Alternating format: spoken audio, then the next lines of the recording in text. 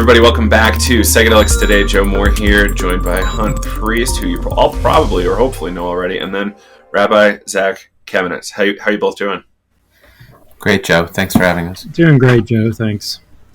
Absolutely. So I'm excited to finally revisit this religious topic, which was really prominent for me at the beginning of the year. And, coming off the immortality key, I think Brian Moreski really helped kind of bump this in the right direction, right? And Hunt, how did we initially meet here? Like we had some really cool conversations and projects, and I kind of am not remembering it. Yeah, we had a mutual friend who connected us, and then we really just did what any good networking does. We got together and wondered what might be possible, and we came up with a little 3-series little training thing with clergy and psychedelics, and just opened it up, just posted it on your Facebook page, I think is what happened. And we ended up with about 25 people, I think. It was great. Yeah, that was awesome. And it was really cool to, for me to see inside, to say, religious leaders are actually quite active already, was my biggest observation from running that class. And I'm quite thankful. Me too. And where do we want to start? I think having some origin story stuff is helpful.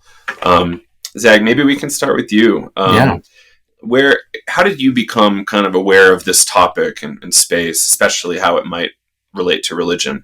Yeah. Well, I had been in a research study a lot of years back.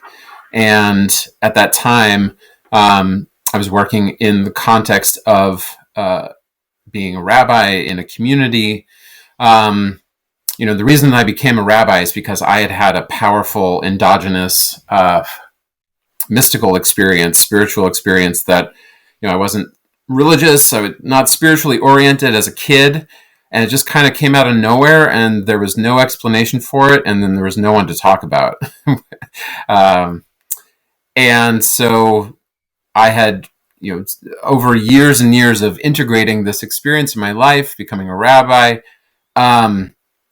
I did this. I was in this research study and started then wondering, where did all of this stuff come from? Like, all the protocol, I just wanted to know. And I started doing all this reading in the, back catalog of the Psychedelic Library, and pretty quickly was able to see that while other religious traditions were being represented in kind of the frameworks of psychedelic experience, Hinduism, Buddhism, Vedanta, Christian mysticism, that Judaism was just not referenced at all.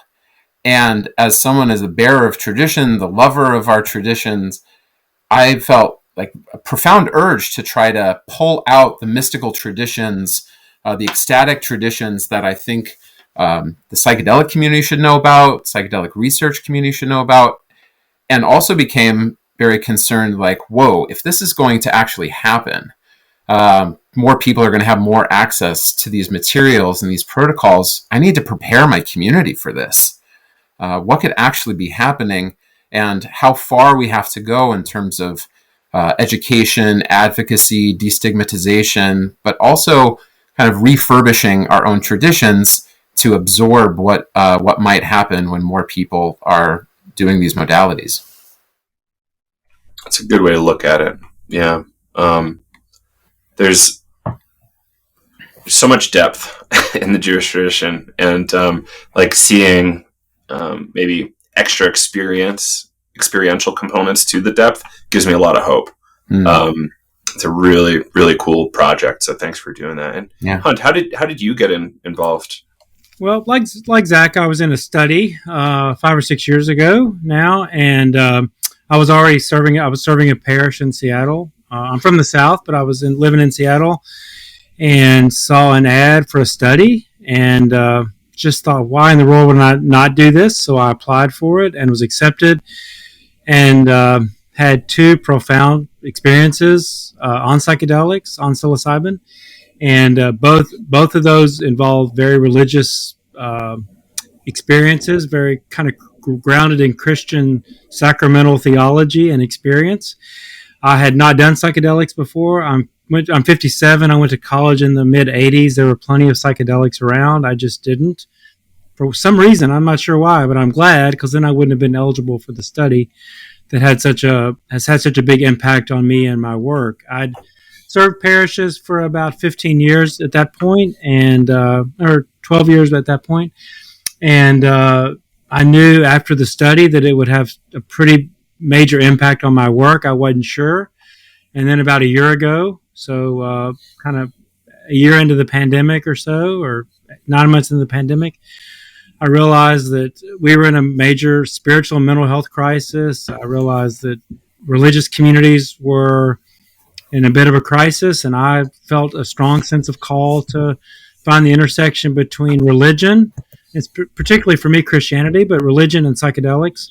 And Zac and I got connected, and so in many ways on a parallel path.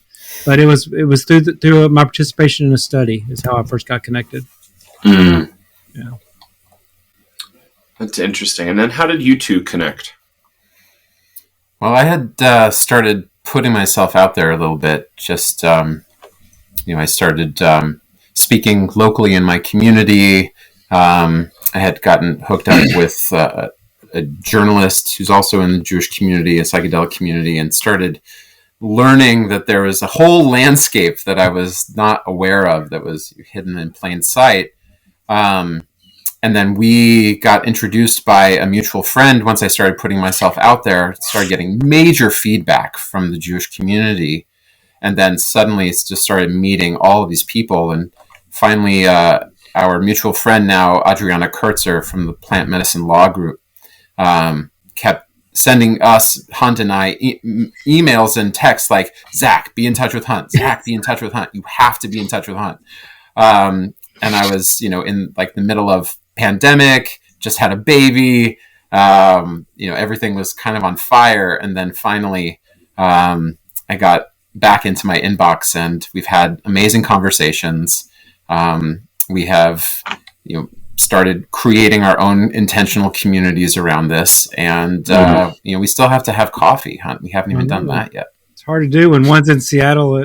One's in the Bay Area and one's in Savannah, but we're working on it. We'll make it happen.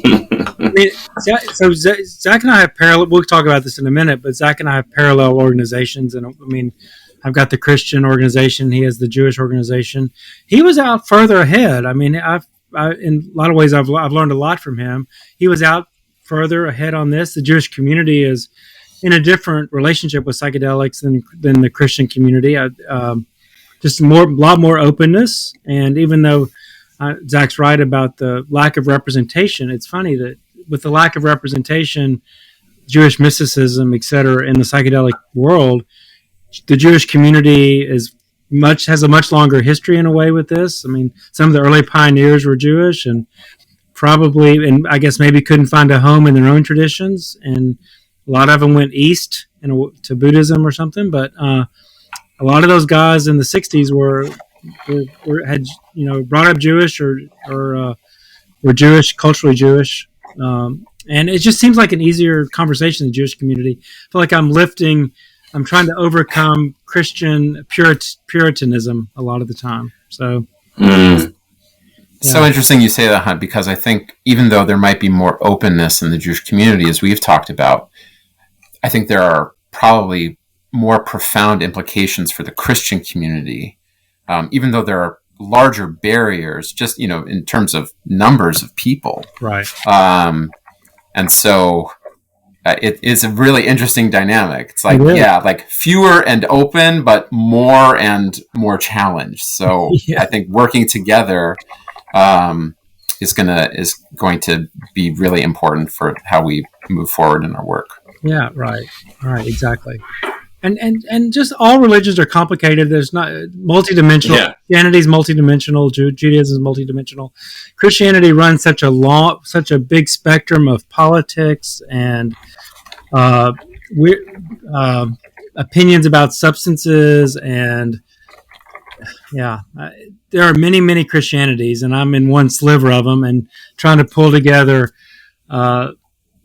into a tent, at least enough people to educate the wider Christian community about the potential for this, for healing, I think, beginning with the healing potential of psychedelics for mental health and addiction. Mm. So, yeah. Hmm. And in the psychedelic renaissance, I think the religious communities, just strategically and just philosophically and culturally, we need the religious communities on board in this country. This is still a fairly religious country, and the more support we get from the religious community for the healing potential for this, the better it's going to go. And so there's that too. I just think I've heard Brian Murarescu say, at least with Christianity, it's the world's largest religion, and we need buy-in on this because it's a lot of people that could slow things or block it, or we just need Christian buy-in and Jewish buy-in. Interesting. Mm-hmm. So we did that early class, maybe earlier this year, and out of that, it seemed like there was a lot of energy and things that came out of it. So you're now talking about education and retreats, is that right? Yeah. So I'm building really a network of Christian leaders, clergy, chaplains, academics, spiritual directors, other writers. Is kind of just trying to build a pretty broad-based network of people who both claim Christian identity, claim Christianity as their spiritual home, and are open to or have had their own psychedelic experiences and encounter God or had a big spiritual awakening through that. And those are the people I'm talking to right now, so that when the time comes and it's we're a little further along, that we can all stand up together and say, here we are, this is an important part of our own spiritual journey, and we invite you to be open to this too, to learn more about it. It's not for everybody, but I think we all need to understand the potential for it.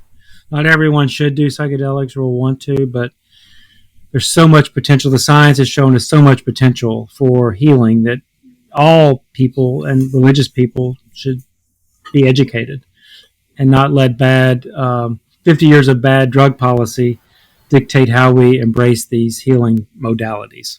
One way to look at it. One way to look at it. Zac, what do you see happening in the Jewish communities around this topic? Do you see a difference in conservatism or anything around the topic? It's a great question.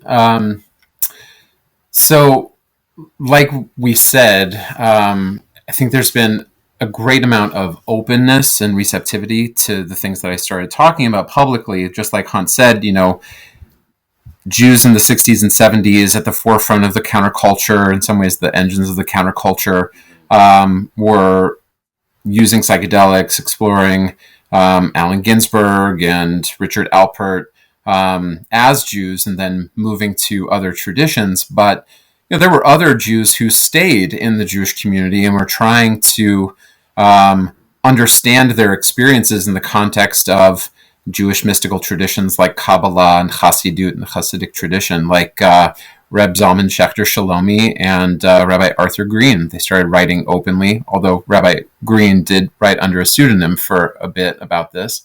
So there's Hasidic folks interested as well? Well, I mean, currently, yes. I would say that, as I've learned that Jewish secular atheists and, black hat, black coat, long beard, Haredi, ultra-Orthodox people in ultra-Orthodox neighborhoods are drinking ayahuasca. But what is missing, it's not so hard to have a psychedelic experience. People, if people are looking and they look hard enough, they'll find it. But how do we, in a non-indigenous setting, right? We don't have a continuous lineage of psychedelic use. How do we then turn back our experiences onto a tradition that has not thought about mystical experiences being catalyzed by a plant medicine or a compound? So the first thing that I think really that we've had to do, and this has been the main focus of my organization, Shefa, is to provide integration support. They're Jews for decades, or just yesterday had a powerful experience or a challenging or painful or bad experience. They don't have a Jewish person, with any background to talk about. They might talk about it with their friends, but what rabbi is going to say, oh, yes, I totally understand what you mean. And, let's look at some stuff. Let's try to couch your experience in the language of our tradition. Oh, you experienced the super cosmic void that Stan Groff talks about. We actually have a ton of stuff about that. Like, that's the building block of creation in some of our traditions, is the void, is the pregnant potential of the universe. So trying to provide a community setting for people to speak about this, also for individual work, but not just integration, but also celebration. There's been just so much inspiration from Jewish luminaries for the past decades, and this past year, we, with the help of my colleagues Madison Margolin of Double Blind and Natalie Ginsberg from MAPS, we launched the Jewish Psychedelic Summit. We had 1,500 participants, 5,000 people signed up for our newsletter in just a month. And it was a 2-day celebration of Jewish psychedelic culture. And people had, never seen this many Jewish, psychedelic Jews together in one place, probably. And just to see, like, this, we have a community, we have a movement, and we're going to keep going. And with all of this, the community stuff, community education, integration, people are still looking for Jewishly inspired experiences. And so we are working within legal frameworks to understand, like, what would be the best protocols ethically with regard to intervention, and to really be honoring the research and the science as well as our own tradition, and to blend it authentically. And so that's a longer term project, but it's the thing that we get asked about most. Well, that's really interesting. And how was the summit, the Jewish Psychedelic Summit? I actually didn't ask too many people about it at all. It was awesome. For whatever reason. Awesome. It was amazing. Rabbi Art Green, he graced us at the end with a blessing. We were able to hear about Jewish concerns, like how can Jewish mysticism be a framework for Jewish psychedelic experience? What is Jewish informed trauma? We had amazing people like Lauren Taus and Ido Cohen, Rachel Yehuda talking about Jewish intergenerational trauma. We had amazing people like Michael Ziegler and Shefa Gold talking about what it means to be a psychedelic rabbi. And we had, after the panels, we had all of these meetups where, queer Jews or magic Jews or Jewish therapists could all just see each other, right? That's what it's so much about. It's just to be seen and to see others and to know that, you're not a freak. You're not like outside of the Jewish community for having an interest in psychedelics. You have the power. Maybe you need some help. Maybe you need some training to make this a meaningful Jewish experience. I love that. And Hunt, is there talk of a similar one for Christianity? Oh my God! I was just sitting here thinking, golly, we are so far away from that level of. It's there. I tell you, it's there. The Christian conversation is there. I've talked to a lot of people lots of people have had experiences. Lots of people went to seminary or got deeper into their own Christian practice because of psychedelics, and yet the conversation is so different. It's so off the record and below the surface that, yes, I want to have a Christian psychedelic summit. I think it's Zac's work, that work, and other things Zac is doing is so inspiring, and it's like a high bar to get to. And I think we can do it, but it's just such a different conversation. I'm jealous in a lot of ways. It's just, and Zac's done an amazing job of building that network and finding it and nurturing it. And I think that's what I'm doing now. And I've been on the road a lot, and I've just have met. there is a very vibrant Christian conversation. It's just quiet. It's too quiet, really. Well, I think that let me help. Yeah, I know. I wonder if it's some like dominant culture stuff. I don't know why it is. I really don't know why we're so far. People get confused with the legal system and the ethical system. Yes. Like, That's oh, God want me to follow the speed limit and not eat drugs, for sure. Yeah, no, like there's something here where religion theoretically should be transcending the legal system, but maybe it's a holdover from England and old Europe. It's waspy. Is that it? Yeah, I don't know. We were a country founded by Puritans. Yeah, exactly. In a lot of I think that's one of my favorite lines, but it's a sad one. Yeah. And yeah, what do we do? And is there a different attitude in Europe? No, because it's a secular. That's my friends in Europe that I'm talking to. I can't believe there's even a religious conversation going on here because I mean it's more open. Psychedelics are more open in most European countries, and yet there's no religious conversation because it's so secular. And religious communities there are more conservative generally than they are here. So just as a generalization, I don't think there's. Yeah, I know in the Netherlands there's not a religious conversation going on that anybody can find. Right, Netherlands is super secular for sure. Do you think it has anything to do with theology, Hunt? Like, we're talking about culture and society, but I'm wondering if there's like something deeper down. And most people's theology is non-existent. Non-existent anyway. Exactly. if not cartoonish, Well, yeah, law-abiding American Puritan. It's. I don't know. Well, that would be a major outcome that I would love to see. Yeah, it's like this inspiring a mainstream conversation about theology. Like if you're right, Joe, if it's non-existent, then when more people are having transpersonal experiences. The nothing, their body, them being, existing beyond their body and their consciousness. People are going to be looking for answers to their questions, more questions to their questions.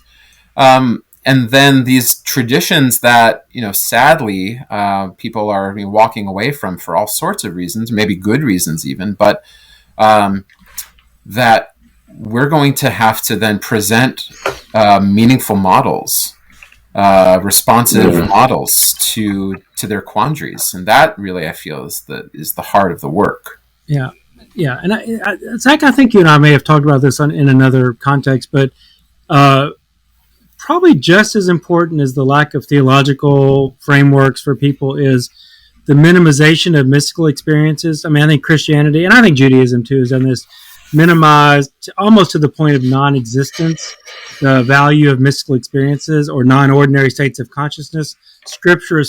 All of Scripture is full of mystical experiences, non-ordinary states of consciousness, direct experiences of God or the divine, and maybe the Enlightenment and the Reformation and I don't know, just all of us getting up in our heads all the time has led to just I'll speak for Christianity, not having the language to engage people about that. It's always been a hush-hush topic. Oh, when people have these big experiences of God, Pentecostalism in American Christianity is minimized and made fun of in a lot of ways, and yet that's really what Pentecostalism was at its beginning, was this outbreak of many people having this experience of the Holy Spirit. Yeah, you're saying outbreak of the Holy Spirit. Outbreak of the Holy Spirit. Wasn't this in LA? Like a whole kind of like... Or at the turn of the early 20th century, 1900s. That's wild. Yeah, Azusa Street. And I mean, the newspaper reports were, it was just complete out of nowhere. And, all the things that happened in a Pentecostal experience, speaking in tongues, healings, women and men in leadership. I mean, just all kinds of non-ordinary things, and it's threatening to institutions. Those sort of big, the first Pentecost in Acts was threatening to the institution. So there's also part of that. It's hard to control these experiences in a way. It's hard to systematize them, and so I think there's lots of reasons. I'm not going to just. I mean, a part of it's a lack of theology, but it's a lack of mystical knowledge. And I think a lot of people, if they were honest, would say, yes, I have had an experience of God. Usually not in the church or synagogue, usually on a mountain or at the birth of a child or something like that. So it's a combination of things. And we're at such a turning point, I think, in our existence. So maybe this is right on schedule, like in the nick of time for us to wake up to everything that's going on around us that we're sort of completely unaware of. I don't know. That's last couple of nights I was at some concerts in Denver, surrounded by people on LSD, me not on LSD. And I had a lot of ideas, and no, I promise. I had some interesting thoughts about, profaning the sacred, kind of vice versa, maybe. Also, like there's a lot of European traditions where things were kept very close to the chest. And the more sacred it is, the more secret it was, right? The thing I've said maybe too many times on the show is like, from what I understand, the Kabbalah wasn't really, you couldn't really study it till age 40 or something like that. And it's kind of similar to the Hindu Aghoris. I think that's the right tradition, where you have your whole family life, and then you're like, all right, now I have my religious life from here on out. See you later, family. And, when we openly discuss things that are so sacred, what's the impact there? And, all this conversation about pietism, Native American church, and, trying to figure out how to reconcile the rough history with what we're doing now in psychedelics with, what they're doing is a really wild conversation to me. And I don't know how to really relate to it. Like, yes, Native American church, wildly important, no doubt.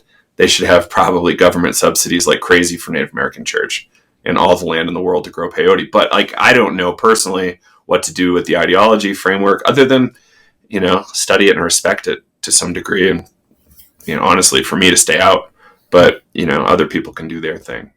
I don't know. Have you all thought about this idea of kind of making these like kind of internal, wildly holy things, concepts, whatever, public? And is there something weird there? There's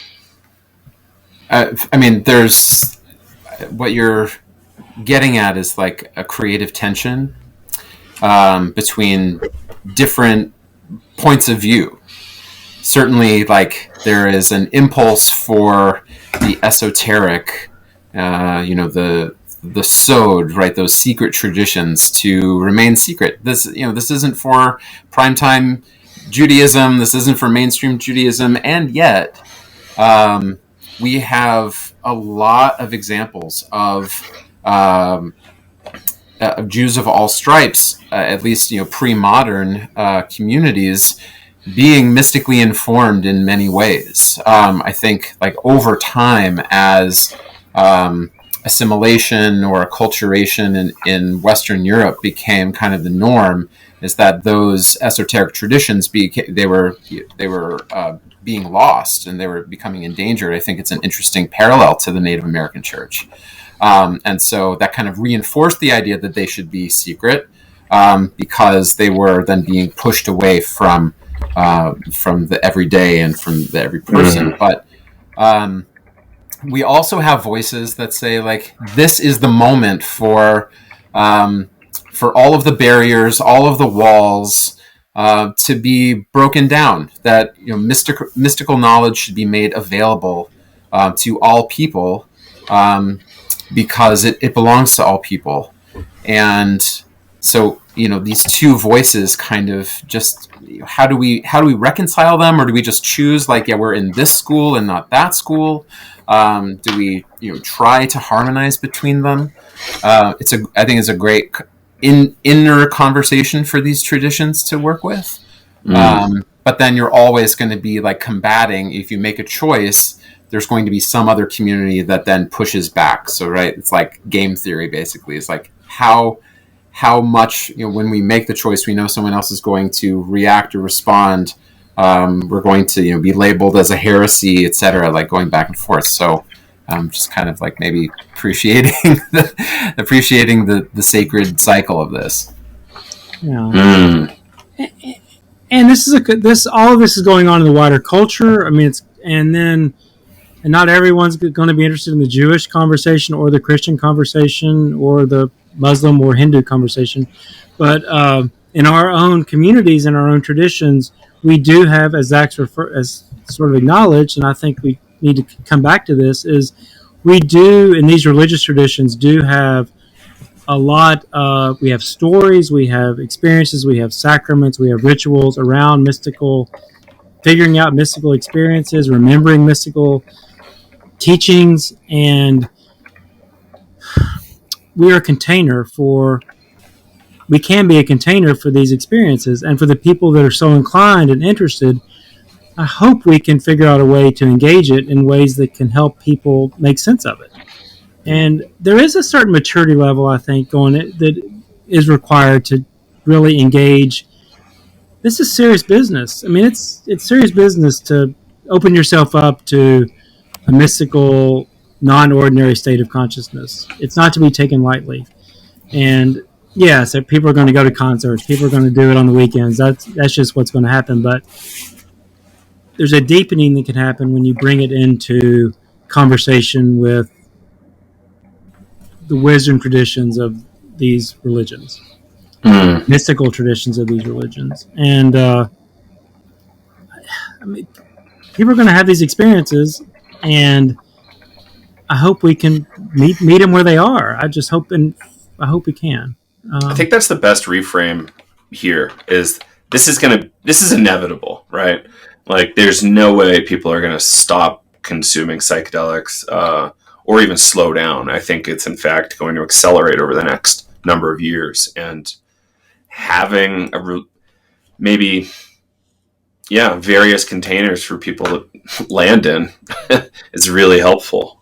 All of a sudden I identify with my, 0.1% Ashkenazi Jew in my 23andMe. Like, oh, that's where I want to be now. So, like, where do I go? It's all you need. Be a place, Joe. Right? All you know.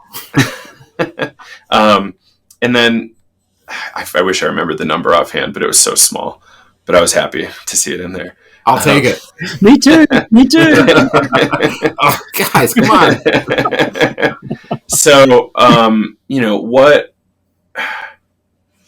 what I think we need to be considering, Hunt, is exactly what you said. Meet them where they are. And, therapists should be thinking like this too, right? Right. Don't yell at them for eating cannabis edibles. Right. Like, exactly. And figure out where they are.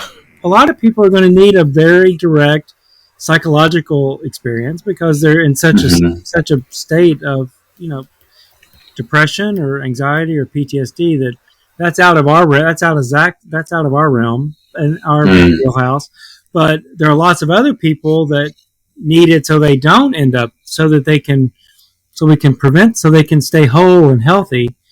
And I hope, again, that's what I hope we can carve out, that space for people to have these experiences, to stay healthy and to wake up to whatever they need to wake up to so they can stay healthy. And that we can keep the planet healthy or make the planet healthy. We have so many challenges ahead. And the more conscious we can be, the better. Mm-hmm. Yeah, it feels like providing at the foundational level something that we might call like religious or spiritual harm reduction. Number one, and then number two. What a concept! Yeah, absolutely. Number two. So that just has to be there. It has to be there. Then the kind of higher order is thinking like, well, if people are going to be doing psychedelics in a more conscious way, especially with people that are, trained rabbis or trained priests or, imams or monks that have an incredible amount of knowledge, the vocabulary, deep connections, thick commitments. How might that actually expedite the development of these traditions? I think back to my own tradition, where mystical experience or expanded states of awareness coincide with new models, even like new understandings of Jewish law, halakha, that are inspired by profound experiences. So I think we should be prepared for something like that to occur, not just helping people and making sure that they are whole or on their way to wholeness. But if you have a tradition such as ours, where there's just been natural mystics or people who have worked very hard to reach these states and then try to describe them, if people are able to do it in a reliable and repeatable way, and they have a little bit of knowledge, they have some knowledge, but then want to be able to like create doctrine, or create a new like model of the Kabbalistic tree of life based on their personal experiences or in the community, we really have to pay attention. That's something completely different. That's super interesting. Right. Like that's one of the things I used to really love in esoteric circles, when people kind of try to revision it based on their experience, whatever it is. And we've actually seen that in some of our students. This gentleman really interested in aromatherapy in traditional Chinese medicine, trying to mash up like the birth perinatal matrices and a number of other things into some integrated model, as an active thought experiment. At the very least, I think there's value there. Just playing with concepts and these things. Yeah, there's a lot of ground we can cover here.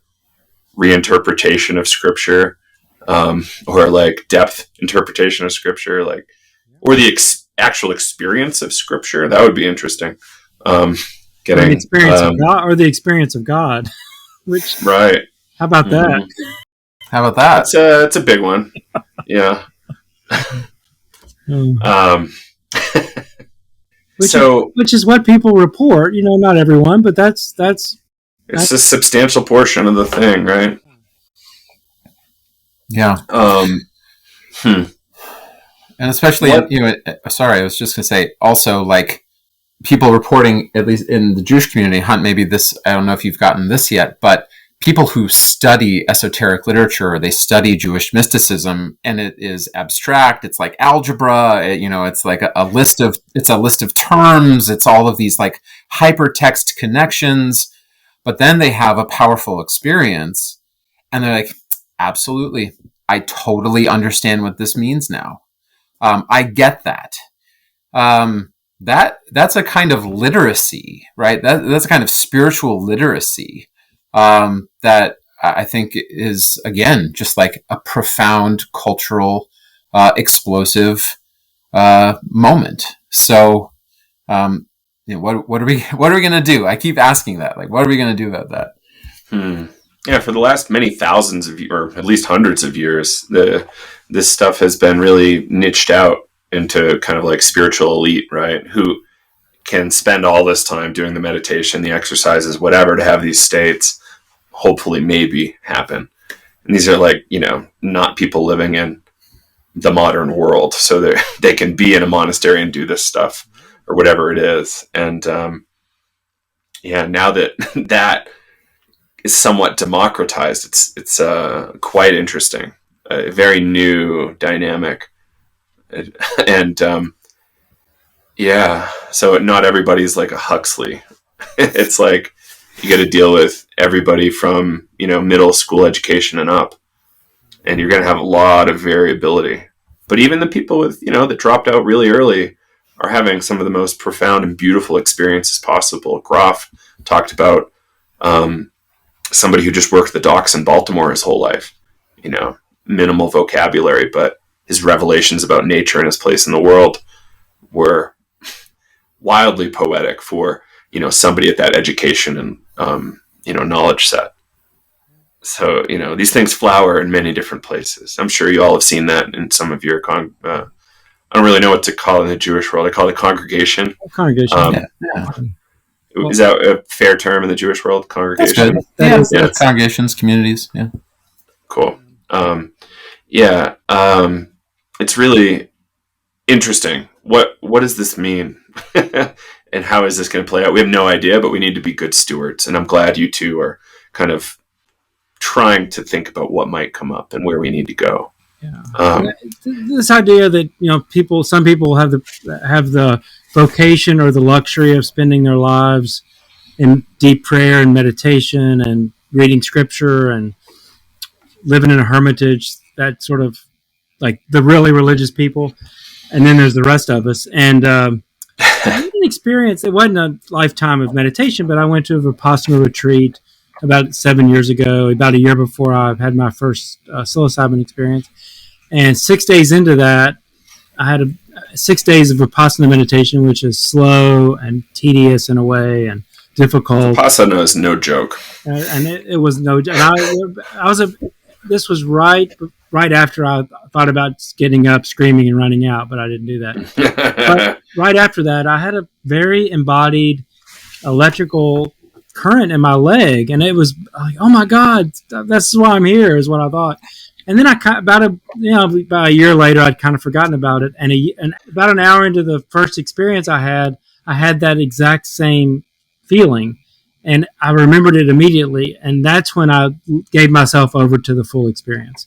Was when I realized 6 days of deep meditation, 1 hour of this, and it's not a shortcut. I mean, maybe it is, but it was the exact same experience. It just came in a different way, and it came more readily, more reliably, and it was exactly the same. And then it just went deeper. It went much deeper than that. It would have probably taken 10 more years of Vipassana meditation to get to where I was 6 hours into my psilocybin experience.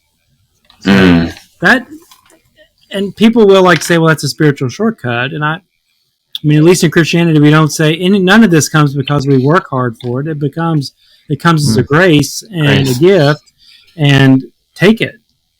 Gratuitous grace. Yeah, and take it and go with it, and then change your life because of it. That's really what I think we're talking about. And more catalyst, right? Right. Right. Yeah. Like the experience is important, but it's like, what are we doing? Unfortunately, how am I different? I word comes up again. Yeah. How am I different? How is my work different? How is my life different because I've had this experience? And how do for me, it's, and then how do I make this more available to other people? Because it's been so, I mean, I had some pretty serious anxiety that went away, and that I didn't even realize how bad it was until it was gone. So that's a clear healing situation for me. It was, aside from this kind of deep spiritual experience of really experiencing the things that I've been talking about for 15 years, and actually had an experience of the Holy Spirit in my case. So yeah, it's this is a multi-prong, multi-experience, multi-community.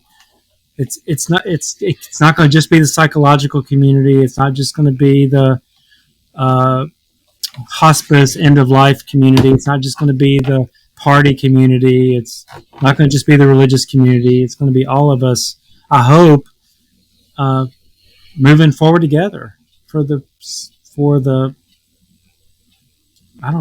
healing of the world. That would be one way to think about it. That at least. Is this healing of a world concept also a pretty well established Christian concept? Like, is it Tika? Help me out, Zach. What's the phrase? Yeah. This idea of tikkun ha'olam, or tikkun olam, the repairing of the world. Absolutely. I mean, its basis is actually in Jewish mystical thought and practice. Like I was saying earlier about the super cosmic void. This idea that the only reason that reality exists is because the divine presence withdrew itself from a space where something other than itself could exist. And when, that supernal light, wow, we're getting real deep. The supernal light like drew itself down into creating reality. The vessels that it was filling could not hold that light, and so they shattered. And so now, we live in a world of shattered light, where whatever we are doing should be in all of our actions, and hopefully in our consciousness and our orientation toward life, relationships, ourselves and others, is gathering those shards of light. That's the basis for that idea. And now, more commonly, it's about social justice or ethical behavior, or restorative justice, but it has deeper and I think more profound implications than the mystical level. I guess where I was going, Hunt, was, is there some sort of thread in Christianity similar to this? Well, yeah, I mean, I think that's the whole Jesus moment, and yet that the biggest mistake we made theologically in the church was to say that was about personal salvation, because it was not about it was not about saving me. That's how it's. I mean, that's where we are, but I don't think that's what that was about. That was about saving the world. I mean, it goes back to Jewish thought. I mean, it really does.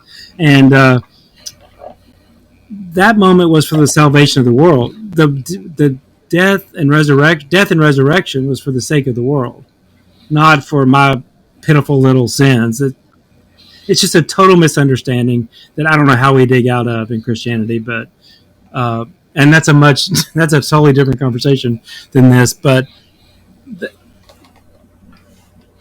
Jesus did not die on the cross so that I could be forgiven for some dumb thing I did. I mean, that's really how I'm sad to say, that's how many Christians see that moment, and that's just not like, that's a waste of energy. So, I mean, yeah, it's for the sake of the world. It's for the salvation of all creation, and a new creation, from the death and destruction of human life. Something new, something better, something whole, something different. Over and over again. There's some other implications, like you're saying, Hunt, like on a more human, practical level, like that. The idea of repairing the world, tikkun ha'olam, we find it later outside of other mystical contexts in just the terms of law. Like, how do we, when we inherit law systems or any system that seems to not be serving the people that it's either supposed to protect or it's supposed to further society, how do we then think about those laws and find that we have the ability, we have the power to either go against those structures or to reimagine or reformat them so that they are actually doing what we would hope that they would do. And so I think that's another great conversation to have as religious leaders. Like, how do we think about prohibition? How do we think about law systems that endlessly put people in jail that shouldn't be there?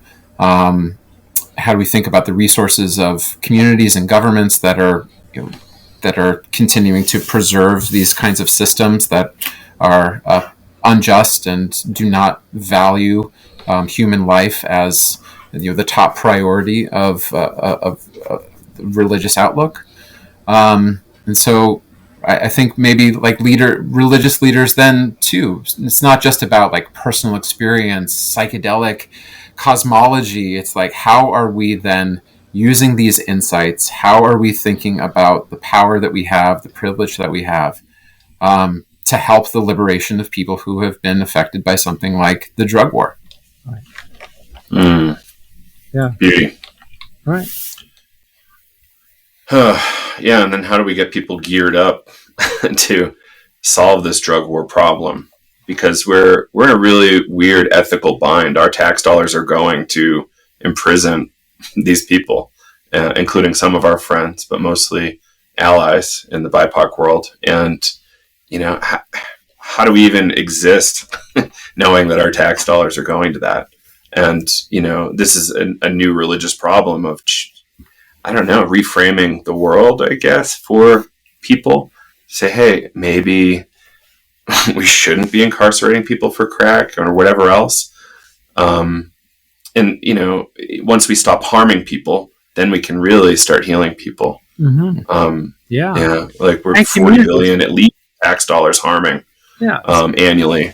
It's harming individuals, but harming whole community and draining the whole society of resources, but specific harm on families, communities.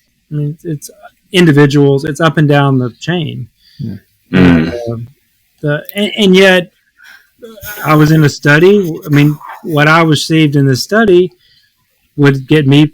Well, probably wouldn't get me, but it would get some people thrown in jail for having and doing. So, again, we're at a weird in between place where these substances are pretty available for certain people, and people are pretty safe in using them, even though they're illegal. If you look a certain way and live in a certain place and have a certain social privilege, and then other people are doing some other compound and are going to get sent straight to prison. So, God, it's right. a lot of ethical. Yes, there's a lot of ethical things to think about, and I think anything Zac and I do, I think has to take very seriously those questions. Has to take seriously the indigenous. We touched on this at the very beginning, and I think we still need to think about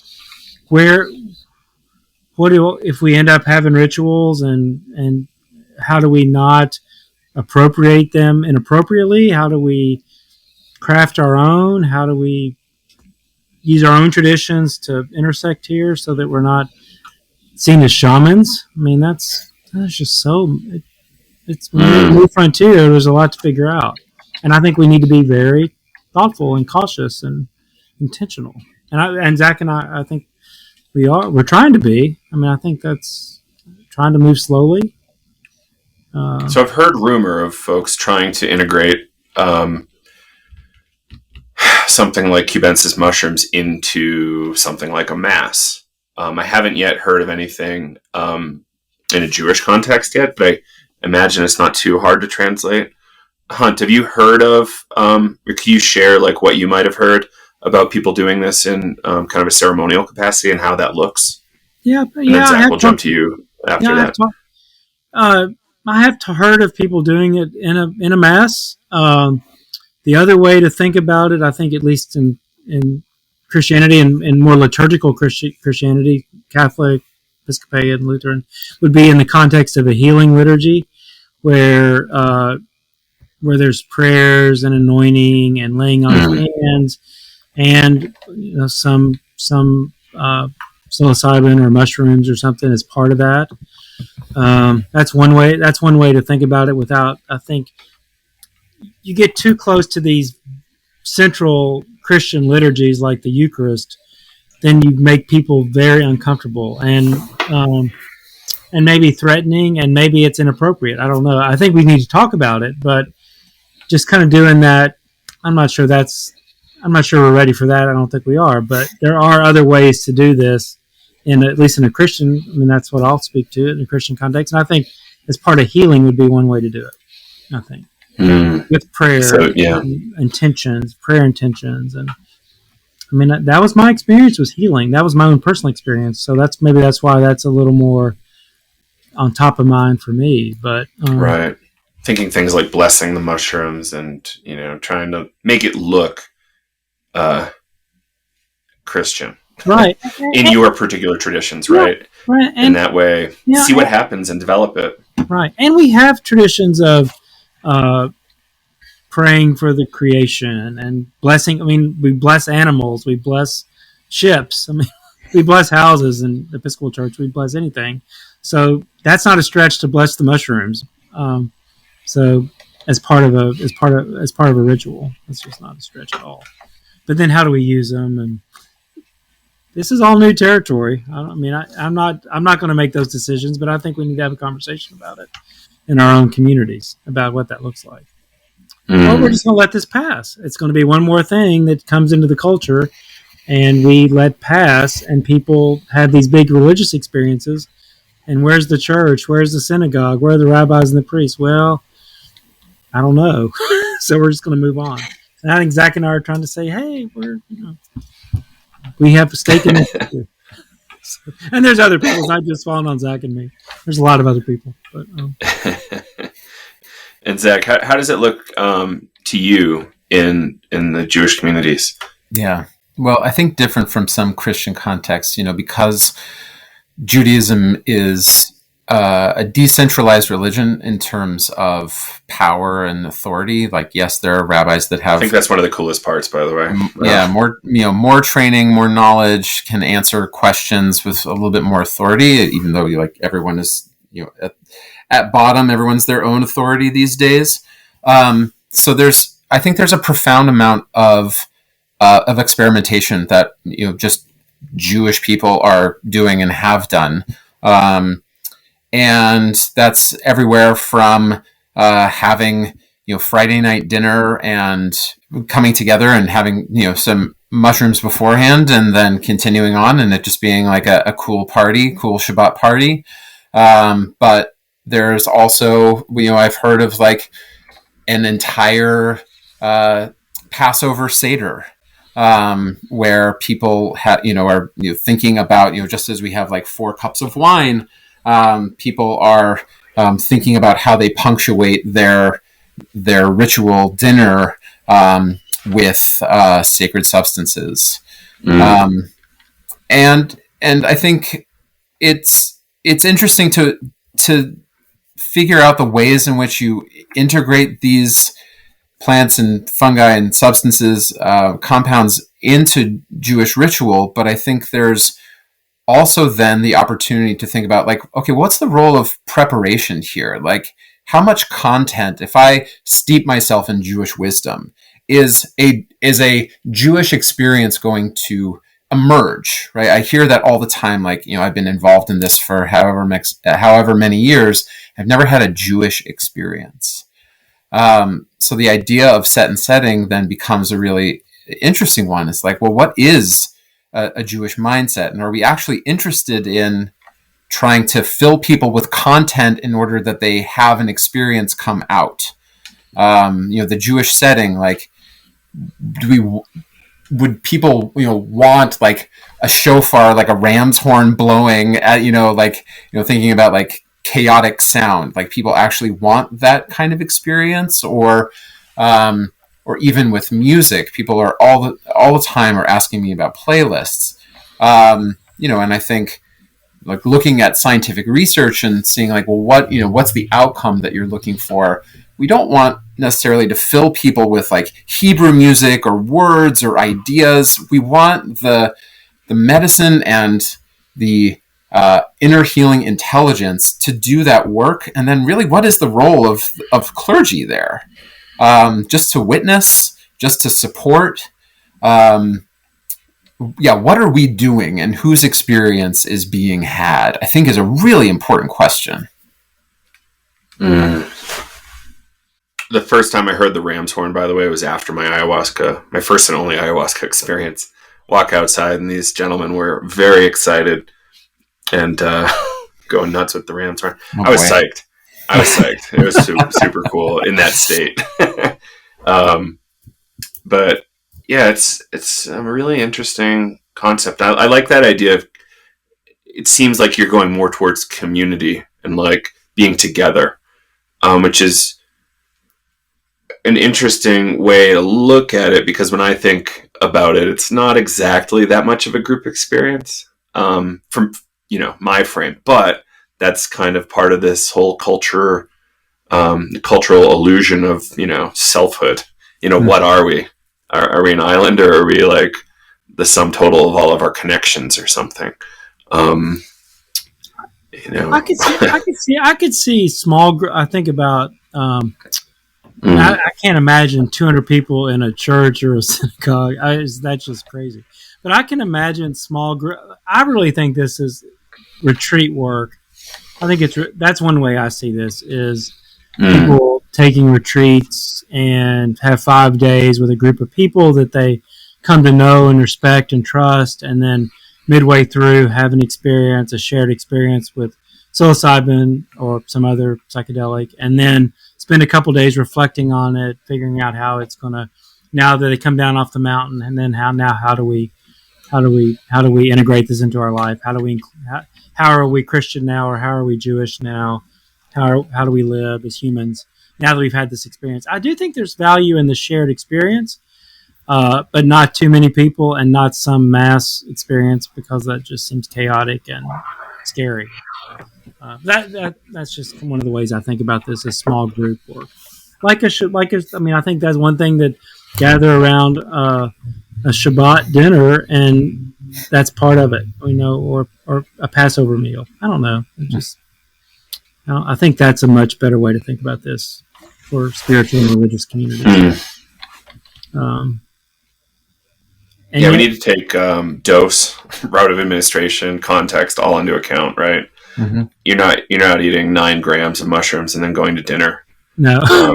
With friends, like maybe a gram, half gram, like at most 2. Yeah. But like 2 is probably pretty extreme for that kind of scene. But yeah, and what are the goals? And I think this is something people need to be aware of, all the possibilities, that we know about currently, and then figure out what works for those communities and groups of people, serves their needs, and helps,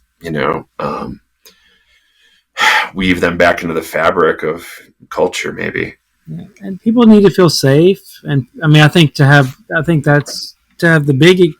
big breakthrough experiences where people do get some new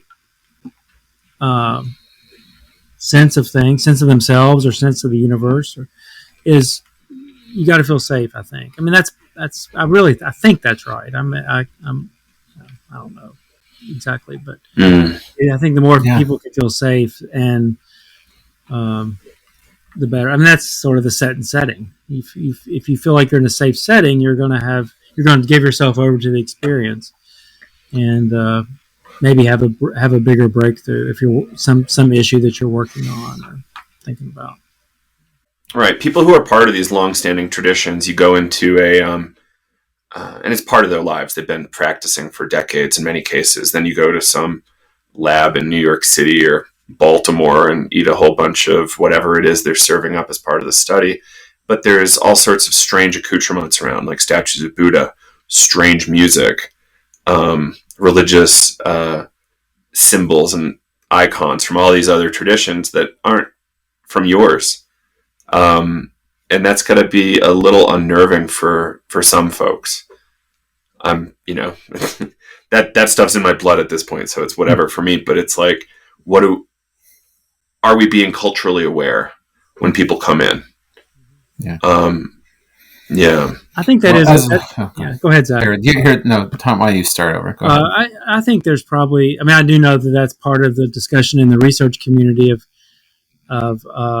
how to use religious symbols, and so again, we're all just figuring this out, and I think that's an acknowledgement. I think that is an acknowledgement that these are religious and spiritual experiences. I do think that's one thing that acknowledges, and whether or not it's done in a way that's helpful is another discussion. But it seems to me that that's at least saying, yeah, this is religious and this is spiritual, which is more of an impetus for us to bring it back into our own communities and use the symbols and setting and that's familiar and has been life-giving for millennia for our individual groups, people. So, Zach. Yeah, that's why the tagline to my organization is Jewish Psychedelic Support. There are these people who have been in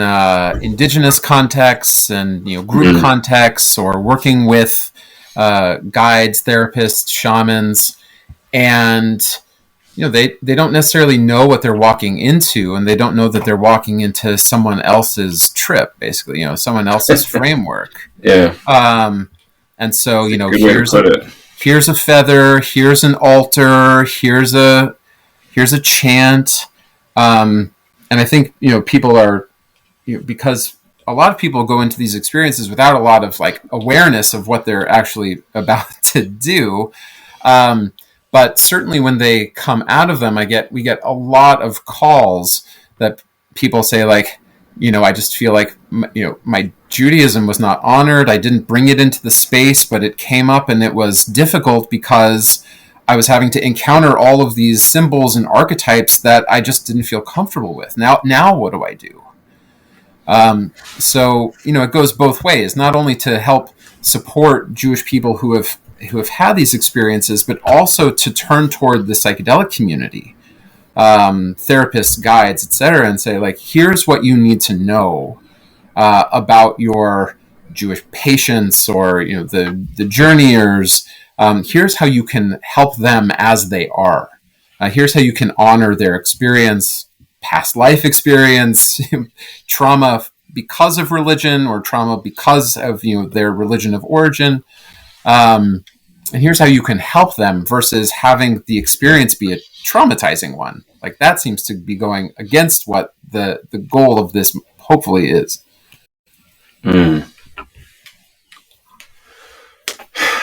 Zach, have you been in touch with Rick Strassman much?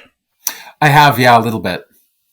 I haven't seen this yet, but I've been told he wrote an interesting letter or article, kind of critiquing the way a lot of this stuff is executed in studies. Yeah. Have you heard a lot of this? I call it Buddhist supremacy, and it feels like a ridiculous thing to say, but it's an interesting bias in the science world. And Rick's, I think, identifies very strongly as Jew, and his book DMT and the Soul of Prophecy really laid that out. Oh yeah, totally different frames of what is a religious experience versus MEQ, mystical experience questionnaire. Yeah. Right? I mean, these are all frameworks that come from people's brains. These aren't laws of the universe.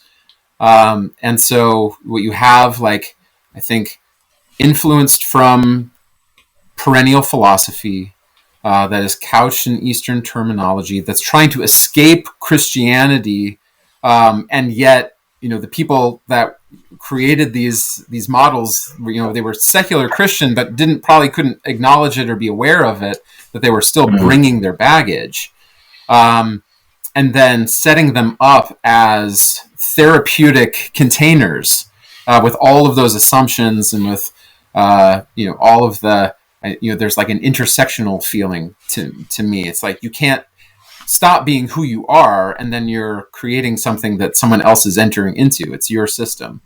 And so, yeah, the idea, for example, of a mystical experience being a unitive one. What about a disunitive one? What about a binary one? What about, there are many more ways that we could talk about mysticism than just being positive mood or unitive.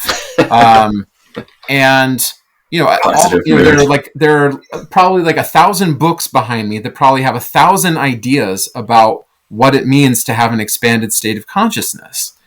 And so what we're hoping is that, our work will broaden that perspective by, advocating for a more diverse understanding of what these experiences are.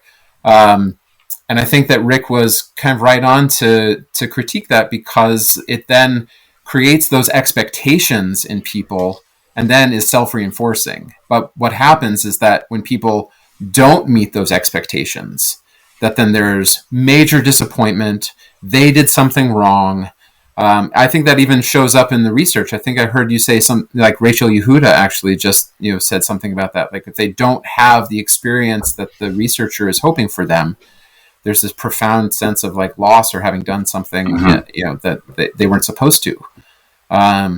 So yeah, we have to look at that, and I'm learning most about that from queer folks, BIPOC people who are engaged in this and trying to think about what is culturally, religiously, and spiritually respectful care, and how do you honor that difference while saying like, yes, we are one, and we are not all one when I am in this body, I am this color, I am this religion.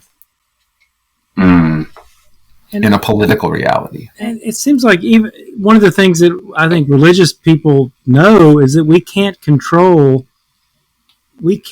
predetermine how people are going to experience God, and we can't control things that are beyond our control. And so, and yet the scientific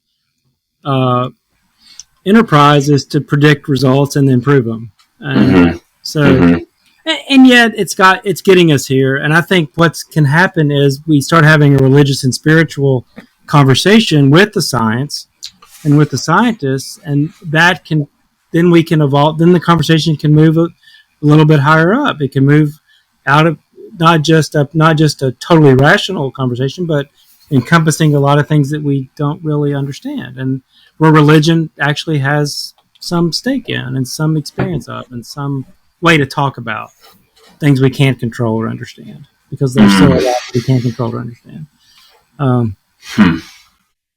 Zac, I'm curious if you could help us understand this difference between so Strassman in his book talks a lot about prophecy, and prophecy being like, okay, cool, I'm getting messages from God, versus like how I see a lot of other religions practice. I'm trying to not be insulting or anything, but like how do you see this like differ from other kind of religions in America, that prophecy frame, or is he overstating it? Here, you want to try asking the question one more time? Oh, let's see. Yeah. So I'm hoping to get you to explain a little bit around this idea of prophecy as it relates to Judaism and the psychedelic experience, maybe. How I don't think many Americans have a frame for this. Yeah. And, what is this that Strassman was talking about? I'm not asking you to speak for Strassman, but in your own experience. I think that Rick is trying to describe what he sees in the Hebrew Bible as what he calls theoneurology, right? This idea that the brain is the mediator of prophetic or spiritual communication, and he tries to maybe say that it's DMT that is that specific receptor for divine communication into the human mind. So that then creates this body of prophetic literature, either that what if however you think about the Hebrew Bible, either it's many sources that come together for the Torah, the 5 books of Moses. Then we have biblical prophets like Ezekiel or Isaiah. He's trying to then say like what could be the biological basis for the experiences that they're happening. So not just to think of them as flights of fancy or people, stark raving mad lunatics who are just writing things down, but trying to take it seriously, but also to try not to prefer a materialist interpretation of prophecy, right? That these things came from people's own minds, and that it was just then kind of sacralized. But if you take the idea of like consciousness preceding matter, for example, then how do we fit that into the way that we think about the brain? How do we think about what people can experience on DMT? And that's what he does in that book. He tries to show parallels of experience between the people that were in his DMT trials and some of the things that biblical prophets were describing. So that's one version of that conversation.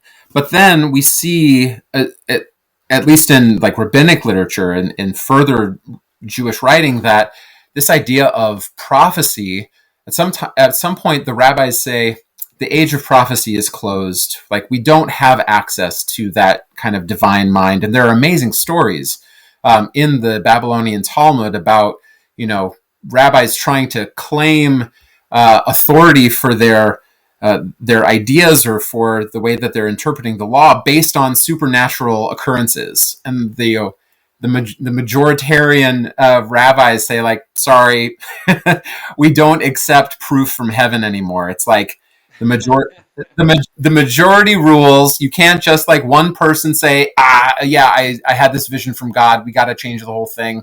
Sorry, not going to work.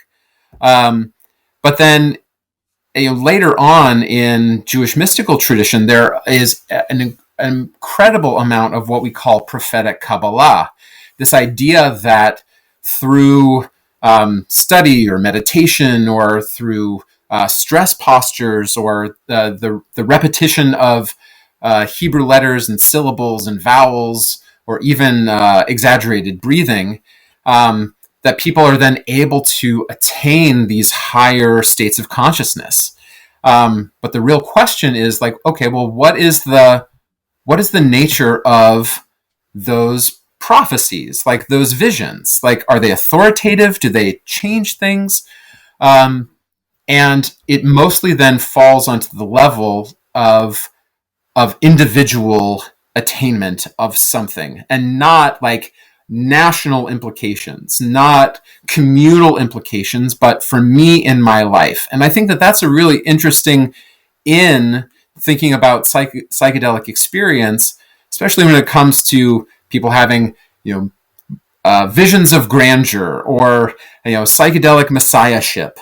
Just the how do we test the veracity of someone's claim while having a drug experience? And I think that we have an interesting model then for that, to say, like, I am the prophet, or to say I have a vision for everyone. We have a model to say something like, I feel the Red Sea parting in my heart. I feel Mount Sinai burning in my brain, right? We personalize the experience and try to contain that. It's powerful, but to be able to claim that it has, it has a claim on someone else's life is a very hard thing to do and is incredibly dangerous. So we have these bumpers, I think, that we then need to apply to whatever is going to be happening in the psychedelic religious space. I just love that turn of phrase, psychedelic messiahship. There's so much depth there and value. This idea of testing and like confirming somehow is a huge topic. I saw that XYZ was going to die, or I was going to do this, and I believe it, that it's going to happen. And like personal Gnostic revelation isn't necessarily universalizable. And that's a really hard thing to explain to folks. And that might be the danger of what we're, like, a potential danger of what we are doing. It's like psychedelics already have the potential for that. Turning up the volume in people's egos, or, being so real, and then paired with religious texts or paired with religious authority. Like, is this a nuclear bomb? And back to what you said a minute ago, Zach, and there are bumpers and there are guardrails. And we have them. What are they? Well, in Christianity, it's accountability, it's authority, it's bishops, it's communities that call their leaders and uncall their leaders, and in my tradition, there's a balance in the Episcopal Church. There's a balance between the authority of the clergy person and the authority of the lay people and the bishop. And there's this creative tension that, when it works, keeps everybody in their, not just in their lane, but accountable. And I think where we see the biggest damage in religion is when when either people take on this messiahship idea, and there's no counterbalance to that, or kind of cultish behavior, and religions go off the rails all the time. I mean, so I don't know. I think it's very volatile, but the whole thing's volatile. There's psychedelics. I mean, that's what we have. We have to really be aware of what we're playing with. Very powerful substances and a very powerful context of people in deep need of help and enlightenment. And God, that's I don't know yeah, it's scary and dangerous, and yet I think we've got to move into it and get trapped with fear and trembling. Yeah, fear of the Lord would be the. Oh yeah, hey, that's good. I mean, if that is the basis of things, right? Like fear of heaven, for example, and fear, I mean, like awe, I mean, respect, reverence, not right. Not anything scary or terrible or terrifying. It's like, the idea of being in our tradition is like, I'm made in the image of God, for example, as one of the most important teachings that might come out of the Hebrew Bible, is that I know that I'm not God. And then I'm in a relationship with that presence, but I don't take it on myself. I think that, that's another interesting bumper. Yeah, it's a bumper. That's right. That's good. That gets forgotten. I mean, you just look around and see in religious, but Christian space particularly, where people have become the savior and do very dangerous, terrible things, abusive things, where there's no accountability. There's no. I just think about the worst abuses in the Christian community has been where men have abused women or children, and there's been no counter to that because it's frankly all men covering for men. And if you have women involved, then it's less likely that's going to happen. If women have full authority and accountability and there's transparency, then it's much less likely to happen where people abuse. And even we know news reports recently of abuse in psychedelic therapeutic settings where people are in a very vulnerable state, and it's easy to take advantage of them. And again, aside from all the other things, these interpersonal abusive things that can happen because people are in a very vulnerable state of being. I wonder if there's also then like conversation to have, like, we're still spending a lot of time talking about mystical experience, expanded states of consciousness, non-ordinary, etc. I think that this is the case for Judaism, if not other religions, but the mystics in our tradition were not independent of the ethical norms, right? The nomian practices of the commandments. They were going through normative channels in order to have these profound experiences. But we're deeply steeped in the ethical tradition of, right, if there's injury to another person, how do you then repair that relationship? Monetary or psychological or ethical. Those things don't exist independent of each other. So while there is this like large profile on the mystical nature of this, I think then we have to build in study about how we continue to have a fair and equitable society or civilization. Otherwise, like, I think that's a real potential danger, and that's like the charismatic figure feels independent of or above ethical norms. Right. let me say this about the Christian mystical tradition, Zach, and see if this fits in the Jewish context as well. But as I'm thinking about the mystics in Christianity, all the way back up until contemporary people like Thomas Merton or others, that they're steeped in the tradition, they're accountable to communities, and they're on the edge of that. I mean, they're out in a hermitage, and they're doing work beyond what the community's doing, but they're still accountable to their superiors. They're accountable to the community, and they're accountable to both the tradition of their orders and to the wider Christian structure. And I'm wondering about Jewish mystics and their relationship to specific communities or the Jewish community context. Is that the Absolutely same? Yeah, I mean, that's what I figured. But, yeah, for sure. Like, at least more modern examples of this, it becomes more complicated, of course, but mystical Jewish leaders were also then the leaders of normative study, and they were being asked questions about, like, this person owes me this much money and is not paying me back. I need a rabbinical court to step in. So they were not outside the very real and urgent needs of the day to day. We don't have hermitages. We don't, have people up on mountaintops. They, were making sure that people had food to eat. They were making sure that, that widows and orphans were not suffering under, systems that were going to leave them outside.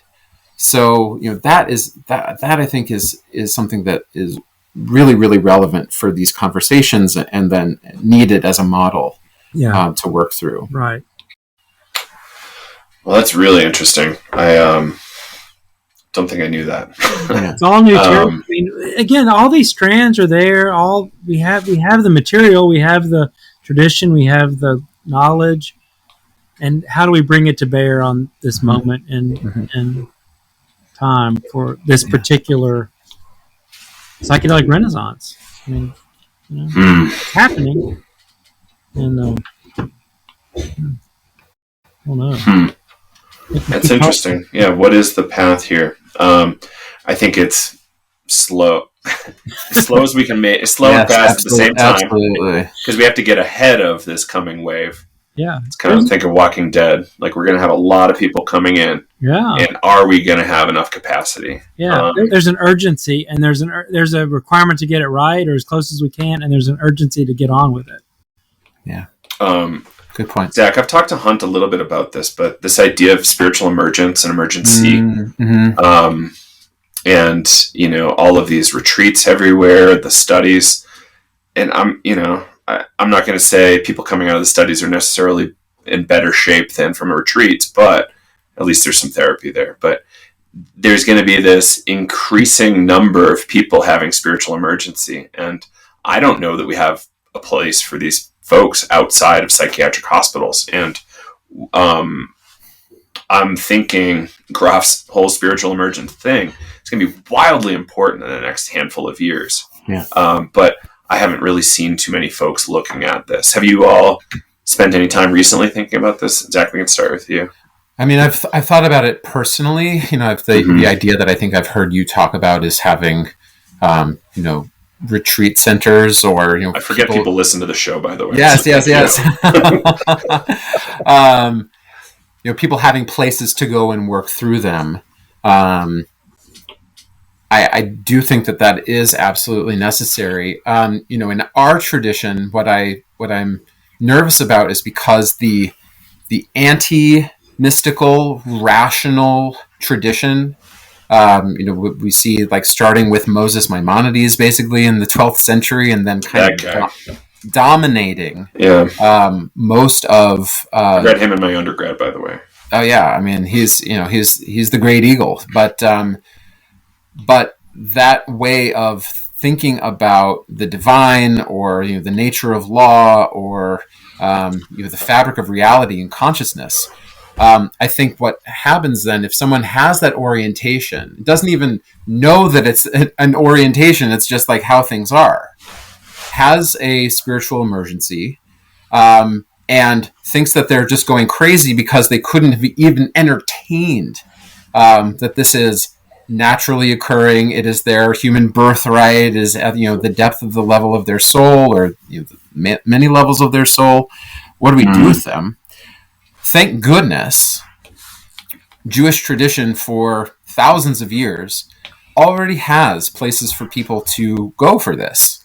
And it's the yeshiva. It is the house of study. It's the house of intense worship and study. So what I would love to see is when people do have these experiences, they have this kind of emergency, that they can then figure out what it means to them and what it means to their community in this immersive environment, where they're, doing great singing, prayer, silent meditation, study, service for other people, feeding people, helping people, clothe people, etc. Spending their time not only just on their own betterment, but also then giving back to people who are, in more desperate need. And we have those systems in place already, and we just need more of them and to be psychedelically inclined. So I feel pretty good about that. It's just gonna, it's gonna be an incredible lift then to, again, like imbue that spirit into these places or create new ones. Right. My prediction is that it's going to be really hard to get there. And it's going to be a little bit too late, but that breeds the urgency that we need in order to execute, right? Kind of like climate change. We have to see a few more shit shows before we actually get our act in gear. I hope. Only a few. But Hunt, I think we actually have to wrap. We're at the top of the hour for you, Zach. Here, you can give Hunt the chance to respond. This is a really good question. Yeah, it is. I mean, a spiritual emergency or an emergence, I would like to think that the spiritual communities of the world would have a stake in that and have a response to that. I think I don't have a whole lot to add to what Zach said, but except to say I'd like to see that on the Christian side too, and would like to see their communities, churches, whatever it is, retreat centers where people can read, study, sing, pray, serve. Right. Sir, I'm really glad Zach serves a cool it a couple idea. Of times. I just think that's if it's just for our own betterment, then it's not really it's not really valid.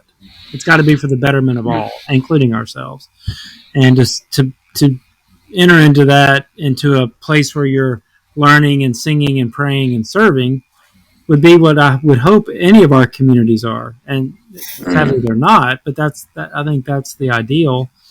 And again, maybe we rise to the occasion. I hope we can figure out ways to rise to the occasion, because people are going to have these crises. They're going to have these spiritual emergencies, and are the priests and the rabbis and the imams and the orders going to be able to respond? It's our job. It's our work. I don't know. Are we just going to keep playing around? And let's remember that, I don't know why I need to throw this in, but that Iranian imam stating psychedelics in the right context for halal was wildly fascinating. I think I sent you that article way back, Hunt. Forget where that was, Psychedelic Times, maybe? Yeah, right. So, some of those groups have a little bit of a leg up. Or at least, maybe at that level. I don't know where the Iranian legal authorities stand on psychedelics. Probably not a good idea to be using acid in Iran. No. But where do we want to go from here? Let's maybe give out your website, and then how can people reach you? Zach, want to start with you? Yeah, people can reach us at shefaflow.org, SHEFAFLOW, shefaflow.org. People can sign up for our integration circles, one-on-one integration, work with me They can go to the Jewish Psychedelic Summit website and the YouTube page to see all of the panels from this past year, and sign up for our newsletter and stay with us, see what's happening month after month, and what we're going to be doing in terms of classes, training, and other content. Great, thank you. And Hunt, how about yourself? Good. Well, the organization is called Ligare, which is is Latin, and from the word that means to bind or unite. It's also the root word of religion. So ligare.org, and my email address is Hunt, Hunt. That's my first name at ligare.org. We, as I mentioned earlier, we're a little behind Zac. We're organizing. We have an email newsletter. We have monthly forums and conversations. So signing up for the newsletter will get access to all that. As we grow it, we'll be offering specific opportunities for spiritual directors and chaplains and clergy and interested Christians and other people. But Ligare, And not just Episcopals. not just Episcopalians. No, all Christians, all Christians. In fact, the board is very ecumenical, and the organization's very ecumenical. I just have my own place in that, but this is I hope, very broad Christian conversation. I hope it's the first of many, but I don't want to be the only Christian organization, but right now I might be. I think I am, and at least in the U.S. And ligare.org is the place. Outstanding. Yeah. Outstandanding. Ligare. And we'll have links in the show notes. Okay. So you can get there. So Hunt Priest, thank you. Rabbi, Zac. Oh my God, help me out. I'm sorry, man. Like Kamenetz. Kamenetz. There we go. Yeah. Okay. Thank you both for being here. I hope we get to do it again in the future, maybe in person if we're really lucky. Yeah. And thank you both for your time. Yeah, thank you. Thank you, guys.